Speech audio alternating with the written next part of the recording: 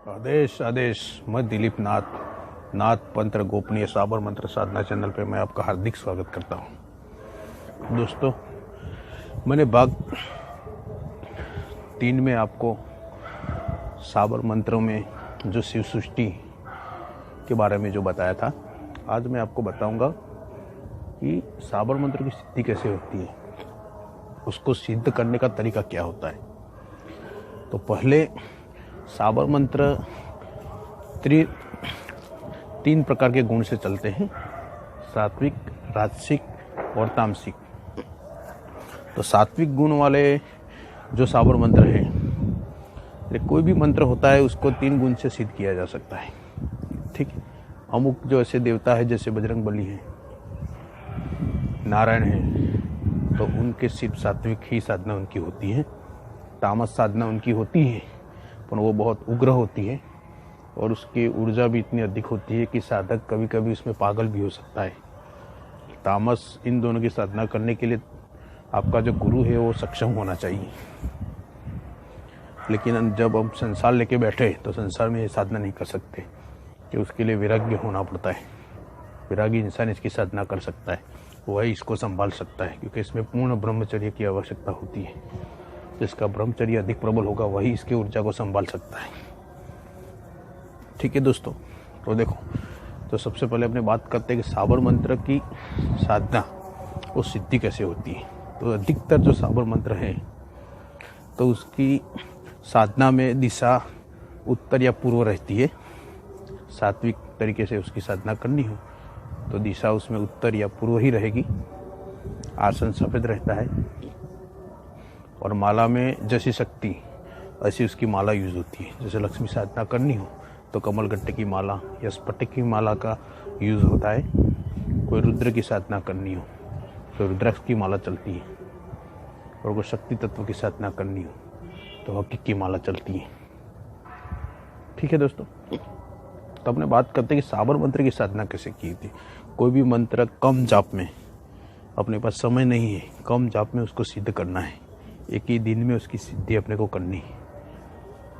ठीक है, लंबा अनुष्ठान अपने पे बैठ नहीं सकते, तो 1 दिन से लेकर 7 दिन या 5 दिन या तो 3 दिन तक उसकी जाप में उसको सिद्ध करना हो, ज़्यादा प्रभावशाली उसको बनाना हो, तो उसके लिए क्या करना पड़ता है, तो वो भी मैं आपको तरीका बताता हूँ दोस्तों। तो सबसे पहले आपको क्या करना है कि पहले गुरु मंत्र की माला करनी है एक, और उसमें कैसे करना है कि थोड़ा धूप जला ले, थोड़ी आग जला ले, उसमें थोड़ा गूगल लोबन डाल दे, फिर गाय के घी की 108 आहुति गुरु मंत्र बोलते हुए दे दे।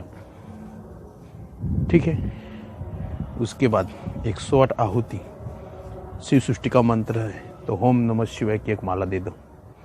एक माला 108 आहुति उसकी दे दो गाय के घी की। उसके बाद मंत्र आप देखो कि कोई मंत्र आता हो, जैसे मैंने अगली आपको बताया था महाकाली का मंत्र, ओम नमो काली कंकाली धरती माता आकाश पिता रक्षा करे श्री परमेश्वरी काल का, दुहाई महादेव की। तो उसमें दुहाई में जो शक्ति आती है तो उसकी एक माला दे। उसका तो अपने ये महादेव की ओम नमः शिवाय की दे दिए, देने की जरूरत नहीं। बाकी अधिक ऐसे मंत्र आते हैं कि उसमें दुहाई, कोई काल भैरव का मंत्र हो तो उसमें महाकाली की दुहाई आएगी, या गुरु गोरखनाथ की दुहाई आती है। ऐसे कोई मंत्र होते तो जो दुहाई वाली जो शक्ति है उनकी एक माला आप दे दो।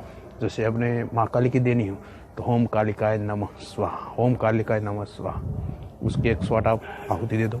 उसके बाद गुरु गोरखनाथ की ओम गुरु गोरखनाथाय नमः, ओम गुरु गोरखनाथाय नमः, ऐसी करके उसका आहुति दे दो 108।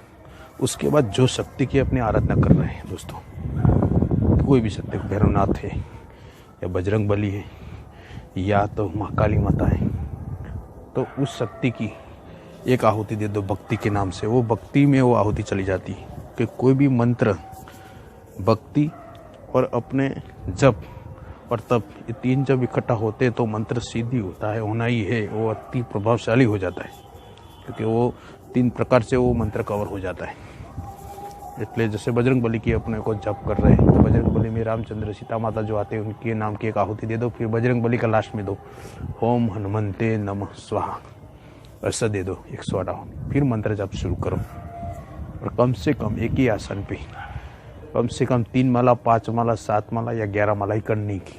जैसा मंत्र, बड़ा मंत्र हो तो 3 माला करने की, उस छोटा मंत्र हो और अपने लंबे समय बैठने की अपनी क्षमता हो तो 11 माला करो, ठीक है। और आहुति दे देने की, जप ऐसे नहीं करने का, उसकी आहुति दे देने की। क्योंकि तुम देख, इतना याद रखो दोस्तों कि 1000 तुम जप करते हो और 100 आहुति देते हो, दोनों एक ही है। क्योंकि उसमें क्या होता है कि वो सिद्धि जो आहुति अपने जो देते हैं, वो सिद्धि वो जो देवता होता है वो डायरेक्ट उसके मुख में ही जाती है, वो तुरंत जगता है। और तुम ऐसे जप करोगे तो उसको आवाज़ ब्रह्मांड में वो मंत्र गूंजता है और तब वो जाके उसके वो देवता के कान में पड़ता है जिसकी अपने आराधना करते हैं, तब वो जग के आता है। और उसमें तुम डायरेक्ट उसको खिलाते हो तो उसमें जल्दी आएगा और मंत्र का प्रभाव लंबे समय तक भी रहेगा आपके पास। ऐसे आप आहुति दिया करो तो आपका मंत्र बहुत जल्द सिद्ध होगा। और तामस की जो साधना है, तामस पद्धति से किसी की साधना करनी हो तो वो आप वो देवता के कोई मंदिर हो उसमें, या तो फिर एकांत जगह पे करनी चाहिए। जो अपने निवास स्थान है वहाँ कभी नहीं करनी चाहिए तामस की साधना। उसका कारण मैं बताता हूँ। क्योंकि तामसिक में क्या होता है कि जो आसपास की जो नेगेटिव एनर्जी है, नेगेटिव एनर्जी की जो शक्तियाँ है, भूत पिशाच, ये एक्सीडेंट में कोई एक्सीडेंट हुए हो, वहाँ कोई मारे गए हो, उनकी जो आत्मा जो भटकती रहती है, तो तुम तामस की जो साधना करते हो तो वो तुम्हारी तरफ एट्रैक्टिव बहुत जल्दी होगी। अगर निवास स्थान में करते हो तो वो आएगी तो कुछ ना कुछ तो नुकसान अपना होगा ही। क्योंकि अपने घर में जो लक्ष्मी का वास होता है, जो बरकत होती है, जो पॉजिटिव जो एटमॉस्फेयर होता है, जो वातावरण होता है, उस पर तो वो अंदर नुकसान तो होगा ही। इसके कारण उसको एकांत जगह पे ही करनी चाहिए, ठीक है। और एकांत जगह पे जो मैंने अगले जो वीडियो में बताया, इसी तरह से अपनी सुरक्षा करने के बाद जैसी शक्ति है उसको संभालने की जो कैपेसिटी, सामने वाली शक्ति जो शक्ति को संभाल सके, उसके सामने आ सके, ऐसी चौकी लगा के फिर बैठने का। और ऐसे भी आप गुरु मंत्र की कभी भी आहुति दे दोगे तो आपकी पूर्ण सुरक्षा वहीं से प्राप्त हो जाती है। एक समय आप चौकी नहीं लगाओगे, सुरक्षा कवच नहीं लगाओगे तो भी चलेगा।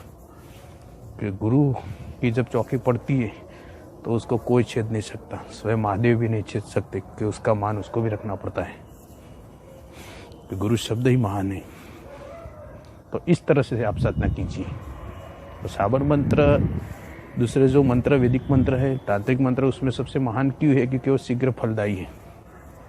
वो तो वैदिक मंत्रों में, तांत्रिक मंत्रों में क्या होता है, वैदिक मंत्रों में क्या होता है कि वो जो मंत्र भक्ति वाले मंत्र हैं, वो सामने वाली शक्ति की वो आपके प्रसन्न होगी, आपकी जो परीक्षा सब ले लेगी, उसमें आप पास हो जाएगा तभी आपसे वो सिद्ध होगी, ठीक है। और तांत्रिक मंत्र में क्या हो कि तांत्रिक मंत्रों में जो चीज़ चाहिए उसमें से एक भी चीज़ आपके पास नहीं होगी।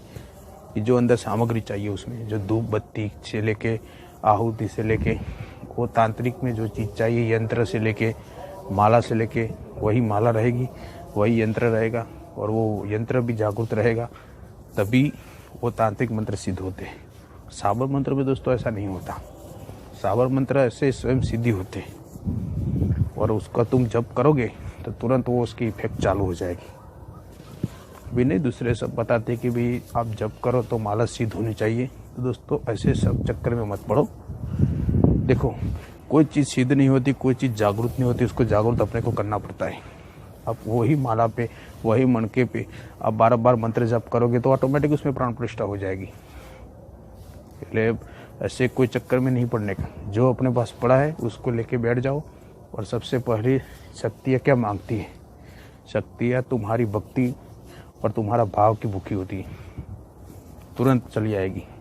चाहे माला नहीं होगी, तुम अपने उंगलियों पे भी जप करोगे तो भी चलेगा, तो भी शक्ति आएगी। देखिए ऋषि मुनि जो भी गुफाओं में बैठे, उनके पास माला भी नहीं, पहनने को कपड़ा भी नहीं है, तो कहाँ से करते होंगे? यंत्र भी नहीं, कुछ भी नहीं, पर वो जो आसन लगा दिया वो शक्ति के साथ एकाकार हो जाते हैं। मंत्र का मतलब क्या है? मंत्र का मतलब शक्ति के साथ आपको मंत्रणा करनी है, उसको मनाना है तुम्हारे पास आने के लिए। और साबर मंत्र में तुम्हारा फायदा क्या रहता है कि वो शक्ति को मनाने का आधा काम गुरु करता है, और आधा जो मंत्र में जो दुआई पड़ती है, जो भी शक्ति की, महादेव की हुई, रामचंद्र की हुई, नारायण की हुई, वो शक्ति उसको मना के लाती है। आपको मेहनत खाली करने कितनी पड़ती है? 1% ही मेहनत करनी पड़ती है, बाकी 99% मेहनत वही गुरु जी और वो शक्ति जो दुहाई वाली कर लेती है। इसके कारण उसका अपने को जप इसके कारण करने को मैं बोल रहा हूँ कि वो शक्तियाँ मेहनत करती है, क्योंकि वो मंत्र के अंदर वो सब एनर्जी सब इकट्ठी हो जाती है। गुरु की एनर्जी, वो शक्ति की एनर्जी और जो दुहाई वाली शक्ति उसकी एनर्जी सब इकट्ठा होकर वो मंत्र एक अणुपरमाणु बॉम्ब जैसा शक्तिशाली हो जाता है। फिर आप सोचो फिर क्या होता है। ठीक है दोस्तों, ये बहुत गुप्त जानकारी है और ये आपको जीवन में बहुत काम आएगा और आपको जीवन में बहुत आगे ले जाएगा। फिर इसके बाद भी एक बात आपको मैं बताना भूल गया कि कोई भी ये जब तक खत्म हो जाए अपना, तो जब भोग लगाने का है तो भोग लगाने के लिए 3 अलग अलग आग जला दो। ठीक है, छोटे छोटे मिट्टी के बर्तन डाल दो, उसमें थोड़े थोड़े जो कोयले डाल दो, आग जला दो। एक में भोग पहले गुरु जी को दे दो, दूसरा जो भोग है जो शक्ति के तुमने जप किया है, बजरंगबली का किया, भैरवनाथ का किया, महाकाली का किया है तो 10वां विद्या में से किसी भी शक्ति का किया, उसको भोग दे दो। और तीसरा जो भोग रहेगा वो रहेगा जो भी दुए वाली शक्ति है उन सबका इकट्ठा दे दो। इकट्ठा देने के बाद थोड़ा पानी से उसमें घेरा बना लो।